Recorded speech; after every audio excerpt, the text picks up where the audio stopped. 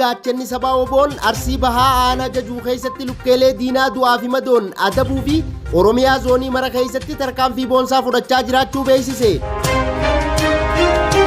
Godina Horroo Guduruu Wallaggaa aanaa Horroo Bulluq keessatti jaleewwan mootummaa nafxanyaa bilchiginnaa Hawaasa nagaa hidhatti darbachuu hammeessuun dhaga'ame. Godina Baalee Bahaa aanaa laga hidhaa keessatti rakkoo dhabamuu bishaan dhugaatiin jireenyi namaa fi beeyladoota haala yaaddessaarra ga'uun dhaga'ame. Aanaa Gobbaa keessatti kaabbinoonni mootummaa nafxanyaa PP qonnaan bultoota lafa isaanii irraa godaansisaa jiraachuun dhaga'ame. Guraandhala 22,2026 Ashama harka fuuna hordoftoota miidiyaa walabummaa Oromiyaa kanneen hangafoota oduutii bal'ina oduutiif hanga sagantaa keenyaatti naa waliin turaan afeerraa kooti.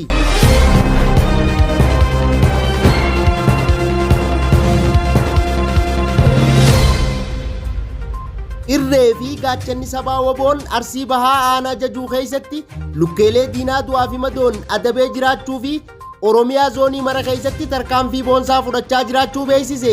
Bal'ina oduutiif jaaltuniyaan waan qindeeffatte qabdi. Abdii fi wanteen sabaa WBO'n zoonii kibbabaa Oromiyaa guyyaa kaleessaa Guraandhala 21,2026 aanaa jajuu ganda habulee muka gurraachaa iddoo addaa habulee jedhamu keessatti loltoota mootummaa naftanyaa haarawa bilchiginnaa maqaa sakattaa WBO'n bobbaatee aleeluun hedduu du'aa fi madoon adabuun 5 harkaan qabee kan irraa hafte baqachiisee gara magaalaatti deebisee jira. Gama meeshaatiin qawwee keemijaa fi qophiilee waraanaa irraa hiikuun mooraa qabsoo bilisummaa Oromoof galii godhee jira. WBO'n Oromiyaa kutaalee hunda keessatti tarkaanfii ilaalessaa fudhachuun humna diinaa akka baala mukatti harcaasaa kan jiru ta'uu waraanni bilisummaa Oromoo zoonii giddugala Oromiyaa fi kibbabaa Oromiyaatti tarkaanfii ilaalessaa diina irratti fudhateen injifannoo galmeessuu beeksise. Humni bilisummaa Oromoo WBO'n zoonii giddugala Oromiyaa godina Shawaa Lixaa Ona Jalduu ganda Siifoo Osolee magaalaa Osoleetti Guraandhala 20,2026 tarkaanfii ilaalessaa diina irratti fudhateen injifannoo guddaa galmeessuu isaa beeksiseera. Akka odeeffannoon qondaaltota qabsoo bilisummaa Oromoo zoonicharraa argametti tarkaanfiin kun karoorfamee qindoominaan kan raawwatame yoo ta'u humna diinaa irratti miidhaa cimaa geessiseera. Tarkaanfii kanaan loltoonni diinaa 23 battalatti ajjeefamuu fi kanneen madaahan salphaa fi cimaan walitti hidhamuun loltoota 13 ta'uun isaanii ibsameera.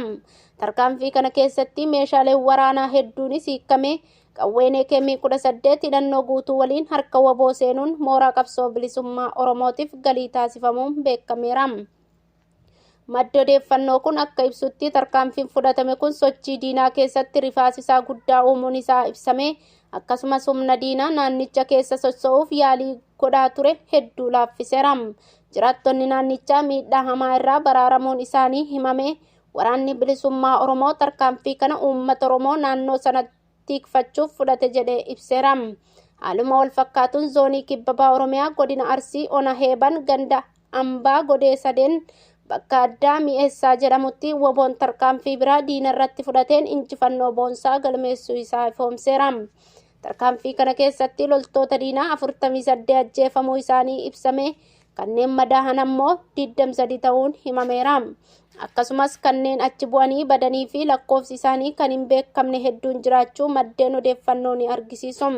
Dabalataan loltoonni diinaa 12 ta'an fayyaa isaaniitti booji'amanii mirgi booji'amaa eeggamee fi harka WBO jiraachuun isaanii beekameera. Booji'amtoonni kunneen seera waraana idil addunyaa fi mirga namooma isaanii guutuun kabajamee kunuunfamaa akka jiran ibsame. Kunis WBO'n sirna qabsoo isaa keessatti naamusa waraanaa fi kabaja mirga namaa akka eegaa jiru kan mul'isu ta'uu addeessa. Waraanni bilisummaa Oromoo dhaamsa isaa keessatti tarkaanfileen kunneen humna diinaa irratti dhiibbaa guddaa uumuun cinatti mooraa qabsoo bilisummaa Oromootiif abdii fi hamilee guddaa horachuu isaanii ibsaniiru. Qabsoon bilisummaa Oromoo hanga kaayoon galma gahutti jechuun dubbatan kunis hanga bilisummaa fi mirgi hiree murteeffannaa uummata Oromoo ceesisu gahutti kan itti fufu ta'uu dhaamsa dabarsaniin uummanni Oromoo bakka jiru hunda irraa deeggarsa qabsoo bilisummaa Oromoo kanaaf taasisu akka cimsu waamicha dhiyeessaniiru. Injifannooleen galmahaa jiran kun tokkummaa fi qindoominaan humna isaa kan mul'isan ta'uun ifoome. fuulduratti tarkaanfileen mootummaa irratti fudhataman itti fufuun injifannoo humnoota bilisummaa uummata Oromoof ni mirkanaa'a jechuun ibsa isaaniin hubannoo laataniiru. Godina Horroo Guduruu Wallaggaa aanaa Horroo Bulluq keessatti jaleewwan mootummaa nafxanyaa Haaroo Biltsiginnaa hawaasa nagaa hidhatti darbachuu hammeessuun dhaga'ame. Bal'ina oduutiif Jaal Magarsaa waan qindeeffate qaba. Godina Horroo Guduruu Wallaggaa aanaa Horroo Bulluq ganda Habbillee eeguu keessatti gaafa Guraandhala 19 bara 2026 waraanni mootummaa nafxanyaa Haaroo Biltsiginnaa manguddoota ganna 50 olii ta'an 3 badii tokko malee mana jireenyaa isaaniitii qabuun waajjira poolisii aanichaatti hidhanii jiraachuu maddeen miidiyaa walabummaa Oromiyaatti himanii jiru. Maqaan maanguddoota hidhamanii kunneenis obbo Dhaabaa Gonfaa, obbo Daanyee Guddataa fi obbo Fiqaaduu Damee kan jedhaman ta'uun eeramee jira. Akka maddeen himanitti maanguddoonni kunneen siyaasa kamirraa walaba ta'uu himuun ergamtoonni sirnichaa maqaa WBO deeggartu jedhu itti maxxansuun hidhuu dubbatu. Godina Baalee Bahaa aanaa laga hidhaa keessatti rakkoo dhabamuu bishaan dhugaatiin jireenyi namaa fi beeyladoota haala yaaddeessaa irra ga'uun dhaga'ame. Bal'ina oduutiif Jaal Duniyaan waan qindeeffatte qabdi. Godina Baalee Bahaa aanaa laga hidhaa gandaan Gooyyee keessatti uummanni rakkoo bishaan dhugaatiin dheebuu hamaa keessa jiraachuu jiraattonni miidiyaa walabummaa Oromiyaatti himaniiru. Jiraattonni naannichaa akka jedhanitti madda bishaan qulqulluu dhabuun jireenya isaanii guyyaa guyyaan rakkisaa taasiseera. Uummanni bishaan argachuuf fageenya dheeraa deemuuf dirqamu iddoowwan muraasa bishaanitti argametti immoo namaa fi bineeldoonni walitti makamuun irratti wal dhiibaa fayyadamu. Yeroo baay'ee bishaan xiqqoo argame kana irrattiyyuu wal falmiin ni mul'ata. Haadholiin, daa'immanii fi manguddoon sa'aatii dheeraa hiriira dhaabbatanii bishaan waraabbatu. Jiraattonni akka ibsanitti bishaan isa argameeyyuu bineeldota waliin waan fayyadamnuuf qulqullina hin qabu jedhan. Kunis fayyaa hawaasaaf sodaachisaa ta'uu isaa ibsaniiru. Dhibeen bishaaniin daddarbu akka babal'atu sodaa guddaatu jira. Rakkoon bishaanii kun bineeldota irrattis dhiibbaa hamaa geessisaa jira. Horiin dheebuun laafaa dhufuu fi oomishni isaanii hirrachuun himameera. Kun immoo galii fi jireenya maatii baadiyyaa irratti miidhaa guddaa fidurratti argama. Rakkoo kana hiikuuf qaamni dhimmi kun ilaallatu hanga ammatti homaa akka hin jenne jiraattonni himani. Rakkoon bishaan dhugaatii aanaa laga hidhaa gandaan Gooyyee keessatti mul'atu kun dhimma hatattamaa furmaata barbaadu ta'uu jiraattonni cimsanii dubbatu. Aanaa Gobbaa keessatti kaabbinoonni mootummaa nafxanyaa PP qonnaan bultoota lafa isaanii irraa godaansisaa jiraachuun dhaga'ame. Bal'ina oduutiif Jaal Magarsaa waan qindeeffate qaba. Aanaa Gobbaa keessatti kaabinoonni mootummaa nafxanyaa PP qonnaan bultoota lafa isaanii irraa godaansisaa jiraachuun himame.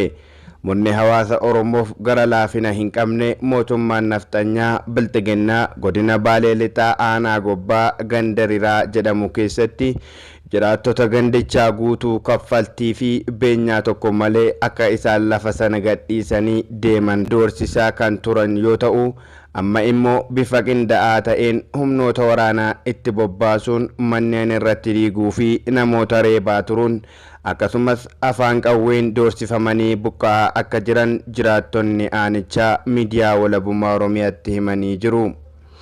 Jiraattonni kunneen akka jedhanitti erga doorsifamuu eegalle waggaa tokko caallee jirra. Sababa kanaanis namoonni hedduun jireenya isaanii dhabanii godaanaa turaniiru. Gariinis mana hidhaatti galfamanii erga dararamaa turanii booda achirraa baafamuun maatii isaanii fudhatanii godaanaa akka turan ibsaniiru. Gochaan kun isa kaleessaa caalaa murna maafiyaa mootummaa nafxanyaa Harawaa PP kanaan daran nutti jabaatee qe'ee abboota keenyaan waggoota hedduuf irra jiraatamaa ture beenyaa tokko malee lubbuu keenya oolchuuf irraa godaanaa jirra jechuun miira gaddaan guutamanii dubbatu. Jiraattonni kunneen dhimma qabeenya isaanii qaamolee murna mootummaa nafxanyaa Harawaa Biltsiginnaa sadarkaa gadi irraa hanga oliitti jiran gaafachaa turreerra. Garuu deebiin nuuf deebi'es hin jiru. Dhuma irrattis deebiin nuuf kenname reebichaa fi hidhaa ta'e jechuun ifoomsaniiru. Sababa maaliitiif akka godaannus wayita gaafannu lafti keessan paarkii biyyoolessaa ta'eera, kanaaf ammoo asii deemuun keessan murtaa'eera jechuun deebii nuuf deebisanis jechuun kan himan jiraattonni gandichaa godinichuma keessaa aanaa haroo dumaal naannoo lafa Soomaalee waliin waldaangessuu bakka addaa barraaq jedhamu akka qubsiifamnu nutti himanii jedhan. Jireenyi keenyas manca'eera, rakkoo ulfaataaf saaxilamneerra, lafti amma itti deemaa jirru sunis jireenya ilma namaaf mijataa kan hin taane, ho'a baay'ee guddaa kan qabuu fi lafti naannichaa rooba ga'aa kan hin qabne egeree keenyaaf hedduu yaaddessaadha jechuun yaaddoo qaban miidiyaa walabummaa Oromiyaatiif himanii jiru. Eegaa hordoftoota miidiyaa walabummaa Oromiyaa oduu namaaf qabnu kanumaa oduu birootiin hanga walitti deebinuu nagaan nuuf tura. Horaa bulaa deebana.